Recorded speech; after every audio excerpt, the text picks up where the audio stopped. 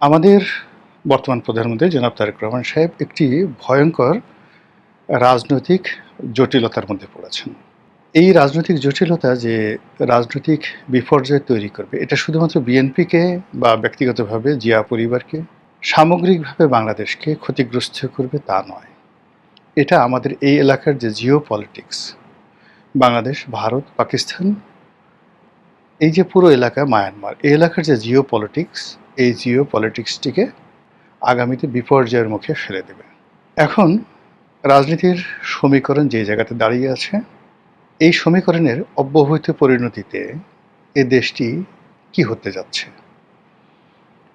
এখানে তালেবান সরকারের মতো একটি দক্ষিণপন্থী সরকার ব্যবস্থা কায়েম হতে পারে। পাকিস্তানের মতো একটি military dictatorship under the cover of democracy. পাকিস্তানে যেভাবে এখন মার্কিন যুক্তরাষ্ট্রের তাবেদার সেনাবাহিনী, সেনাবাহিনীর তাবেদার একটি সরকার, সরকারের তাবেদার একটি বিরোধী রাজনৈতিক গ্রুপ, যেভাবে পাকিস্তান চলছে। এর বাইরে আপনি চলে যেতে পারেন একেবারে অ্যাজ লাইক মিশরের মতো।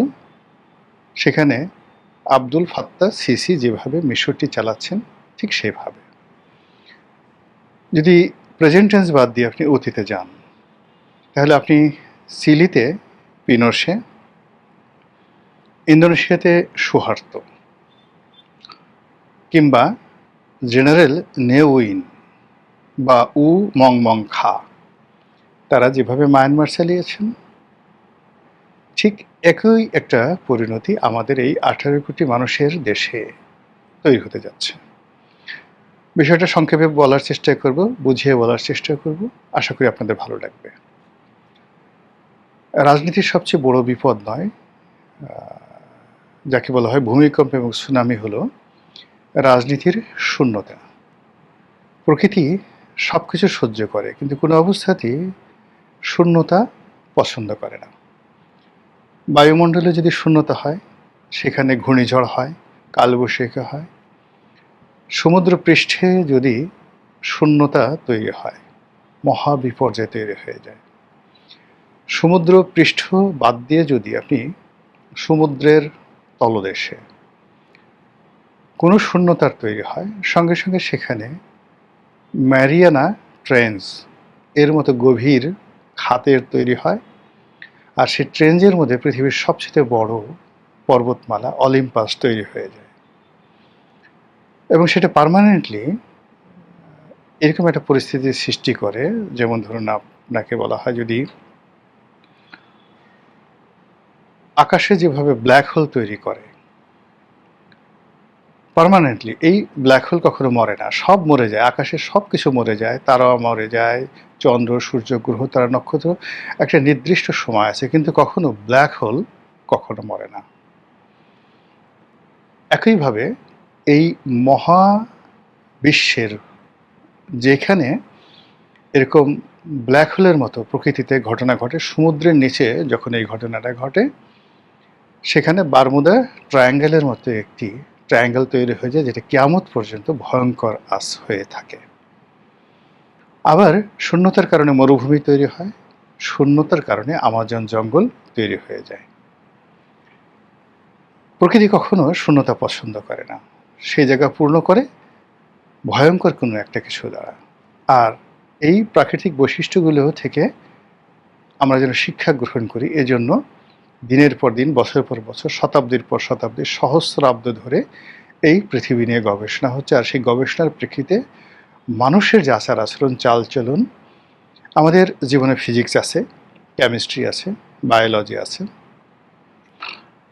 ভূগোল আছে, এরকম হাজার রকম বিদ্যা আছে। আর সেই বিদ্যার মধ্যে পলিটিক্যাল সায়েন্স সবচেয়ে গুরুত্বপূর্ণ বিদ্যা, যে বিদ্যা বাকি সব বিদ্যাকে নিয়ন্ত্রণ করে। যে সমাজে রাজনীতি ঠিক নেই, সে সমাজে অর্থনীতি ঠিক হয় না। যে সমাজে অর্থনীতি ঠিক নেই, রাজনীতি ঠিক নেই, সে সমাজে কখনো পরিবার, সমাজ, মেধার বিকাশ হয় না। রাজনৈতিক অস্থিরতার কারণে পৃথিবীর বহু পণ্ডিত এক দেশ থেকে অন্য দেশে চলে গেছে। সেই দেশে গিয়ে, যে দেশে ভালো, সেই দেশে গিয়ে তারা সভ্যতা গড়ে তুলেছে। আমরা ঠিক সেরকম একটা শূন্যতার মধ্যে পড়েছি। আমাদের দেশে রাজনীতির পরিপূরক আওয়ামী লীগের পরিপূরক বিএনপি, বিএনপির পরিপূরক আওয়ামী লীগ, এই দুটো রাজনৈতিক দল যখন সক্রিয় থাকে তখন সঙ্গে সঙ্গে আরও ২০টি রাজনৈতিক যে কণ্ঠস্বর সেগুলো বুলান্ত হয়ে যায়। এখন আওয়ামী লীগের জমানাতে প্রাণান্তভাবে চেষ্টা করা হয় যে বিএনপিকে দুর্বল করার জন্য। এখন সেই দুর্বল বিএনপির হাতে যখন আমরা ক্ষমতা দিয়েছি তখন সেই দুর্বলের যে অত্যাচার সেটা কতটা ভয়ঙ্কর হয় সেটি বর্তমান জমানাতে আপনারা দেখতে পাচ্ছেন এবং আগামীতে দেখতে পাবেন। ফলে কি হলো, সন্ত্রাস, চাঁদাবাজি, মাস্তানি, কোনো একটা জায়গাতে কোনো চেইন অফ কমান্ড নেই। আমাদের দেশে এখন সন্ত্রাসীরা মুছে তা দিচ্ছে। ধরার পরে নজিরবিহীনভাবে শীর্ষ সন্ত্রাসী যুব দলের নেতাকে, সরকারি দলের নেতাকে খুন করার পর মুছে তা দিচ্ছে, আর তামিল সিনেমার নায়কের মতো পুলিশের গলা কেটে ফেলা হবে এইভাবে হুমকি দিচ্ছে। প্রধান শিক্ষক, principal, vice principal, vice chancellor, does not matter, মন্ত্রী, এমপি, কোনো সমস্যা না। যেখানে শক্তিশালী লোক আছে সেই শক্তিশালী লোক সরকারি কোনো পদ পদবীকে কেয়ার করছে না, তার গাল আর পিঠ একত্রে করে দিচ্ছে। এখন প্রধানমন্ত্রী হন, প্রধানমন্ত্রীর পরিবারের সদস্য হন, ডাজ নট ম্যাটার, কেউ আপনাকে সমীহ করছে না, যে যার মতো করে। এখন কৃষককে যে ভাষায় গালি দিচ্ছে প্রধানমন্ত্রীকে একই ভাষায় গালি দিচ্ছে, একজন সম্মানিত মহিলাকে যে ভাষায় গালি দিচ্ছে একজন খেটে খাওয়া কিংবা ধরুন কুলবধূ, পথবধূ অথবা আরও অনেক কিছু, তাদেরকে একই ভাষায় গালা দিচ্ছে, তৃতীয় লিঙ্গের লোকদেরকে গালিগালাজ করছে। এই যে জিনিসগুলো বিস্তার লাভ করছে জাস্ট লাইক করোনার মতো, সেটা রাজনীতির শূন্যতা থেকে। যখন কোনো একটা সমাজে, কোনো একটা রাষ্ট্রে, কোনো একটা সেক্টরে কোনো প্রতিদ্বন্দ্বী না থাকে, প্রতিযোগিতা না থাকে, তখন তার বিকাশ হয় না। এজন্য এই পৃথিবীতে বর্তমান জমানাতে কেবলমাত্র নিজেদেরকে প্রতিযোগিতার মধ্যে রাখার জন্য অনেক বড় বড় giant company billion billion dollar খরচ করে তারা নিজেদের প্রতিদ্বন্দ্বী তৈরি করে। জাস্ট একটা উদাহরণ দিই, চীনের একটা কোম্পানি আছে যারা সারা দুনিয়াতে পোর্ট, যে এই যে আমরা যে বন্দর পরিচালনা করি, বন্দরের যে ইকুইপমেন্টগুলো রয়েছে সেই ইকুইপমেন্টগুলোর 90% তারা একা সাপ্লাই করে, এবং এই পৃথিবীতে তাদেরকে চ্যালেঞ্জ দেওয়ার মতো কোনো শক্তি নেই। একচেটিয়াভাবে তারা ব্যবসা বাণিজ্য করে যাচ্ছে। এই কোম্পানি সাম্প্রতিক সময়ে $20 বিলিয়ন, আবার আমি বলছি 20 বিলিয়ন, $20 বিলিয়ন তার একটা ফান্ড এই কোম্পানি তৈরি করেছে তাদের প্রতিদ্বন্দ্বী কোম্পানিকে সাহায্য করার জন্য, যেন তারা মার্কেটে তাদের সাথে কম্পিটিশন করতে পারে। কারণ তারা জানে যে এরকমভাবে যখন একচেটিয়াভাবে সে কোনো ব্যবসা করা হয় তখন সঙ্গে সঙ্গে সেই কোম্পানিটি বিলীন হয়ে যায়। অতীতে যে কোম্পানিগুলো, প্রতিষ্ঠানগুলো একচেটিয়াভাবে এরকম কাজ করেছে, সমস্ত প্রতিদ্বন্দ্বী শেষ করে ফেলেছে, সঙ্গে সঙ্গে তাদের পতন হয়ে গেছে। রাজনীতিতে এই জিনিসটা আরও প্রবল। রাজনীতিতে প্রথমত আপনাকে শক্ত প্রতিদ্বন্দ্বী থাকতে হবে, এটার একটা ইফেক্ট, যেটা এক মুহূর্তে বিএনপির কোনো শক্ত প্রতিদ্বন্দ্বী নেই। দ্বিতীয়ত হলো বিএনপির যে সকল সাজানো গোছানো অনুগত প্রতিদ্বন্দ্বী রয়েছে, সেই অনুগত প্রতিদ্বন্দ্বীর কারণে কি হচ্ছে, যারা তথাকথিত বিরোধী দল, এই তথাকথিত বিরোধী দল এবং সরকারি দল, তাদের উভয়ের যে কোয়ালিটি নষ্ট হচ্ছে, ইমেজ নষ্ট হচ্ছে, তাদের সামাজিক মান মর্যাদা নষ্ট হচ্ছে। আজ থেকে 1 বছর আগে জামাতের একজন নেতা বা বিএনপির একজন নেতা, এই সমাজে যতটুকু তাদের অ্যাকসেপ্টেন্স ছিল, এখন বিএনপি এবং জামাতের যে কোনো নেতা বলেন বা এমপি মন্ত্রী বলেন, তাদের এই 1 বছর আগে তাদের যে ইমেজ ছিল দলের ভিতরে এবং দলের বাইরে, এটা এখন একেবারে শূন্যের কোঠায়।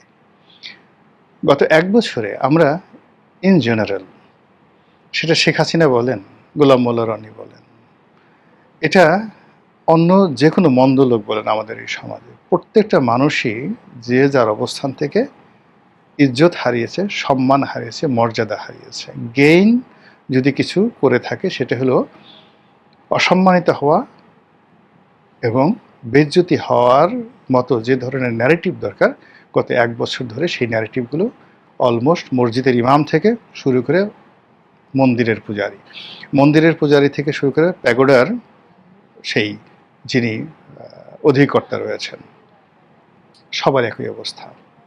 এই জিনিসটা শুরু হয়েছে রাজনীতির এই ভারসাম্যহীনতা থেকে, রাজনীতির সেই যে মরণ ফাঁদ যেটা তৈরি হয়ে গেছে, ইমব্যালেন্স সিচুয়েশন তৈরি হয়ে গেছে তার কারণে। এই জায়গা থেকে বের হওয়ার জন্য আগামীতে একজন সমাজ সংস্কারক, একজন রাজনীতির সংস্কারক, একজন সুপারম্যান দরকার হবে। Just like Robert Mugabe, just like Nelson Mandela. এদের মতো মানুষ না হলে কোনো অবস্থাতেই আমরা এখন যে রাজনীতির ফাঁদের মধ্যে পড়েছি, এই ফাঁদ থেকে বেরোতে পারবো না। এই ফাঁদটিতে বিএনপি জেনে হোক বুঝে হোক পা দিয়েছে। জনাব তারেক রহমান সাহেব জেনে হোক বুঝে হোক পা দিয়েছে, এবং একটার পর একটা যখন এখানে পা দিয়েছে, এরকম পর্ব আসছে, সেই পর্বতে অটোমেটিক্যালি তারা একের পর এক ভুল করে যাচ্ছে।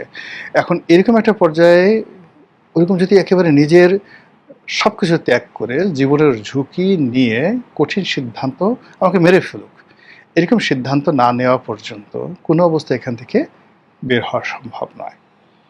আর এই যে রাজনীতির যে বিপর্যয়, অনিবার্য পরিণতি, রাজনীতির যে শূন্যতা, সেই শূন্যতার কারণে অর্থনৈতিক শূন্যতা তৈরি হয়েছে। অর্থনৈতিক শূন্যতার কারণে সামাজিক শান্তি শৃঙ্খলার যে ভারসাম্য, সেটা নষ্ট হচ্ছে।